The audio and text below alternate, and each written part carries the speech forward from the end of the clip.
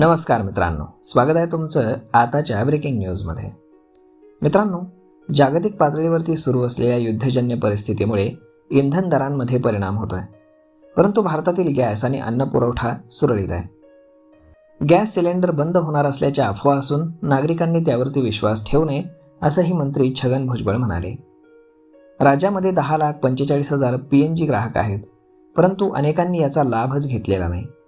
तर येत्या 3 महिन्यामध्ये पाईपलाईनचं काम पूर्ण न झाल्यास LPG बंद होणार नाही. मात्र ज्यांनी PNGसाठी अर्ज केला नसलं तर त्यांना LPG पुरवठा बंद होण्याची शक्यता आहे.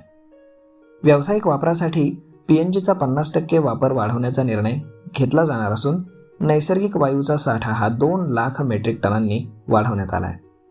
दरम्यान रेशनिंगबाबत 3 महिन्यांचं अन्नधान्य एकत्र घेण्याची सुविधा उपलब्ध करून देण्यात आली आहे. तसेच रॉकेल वितरण देखील सुरू राहणार असून हाच मुद्दा उच्च न्यायालयासमोर मांडण्यात आल्याचंही भुजबळ यांनी सांगितलं. तर मग मित्रांनो, अशा पद्धतीनं जर तुमच्या एरियामध्ये PNGची पाईपलाईन आलेली असेल आणि जर तुम्ही PNGसाठी अर्ज करत नसाल तर लवकरच तुमचा LPG सिलेंडरचं कनेक्शन बंद होऊ शकतं. त्यामुळे आजच तुम्ही PNGसाठी अर्ज करून ठेवावा.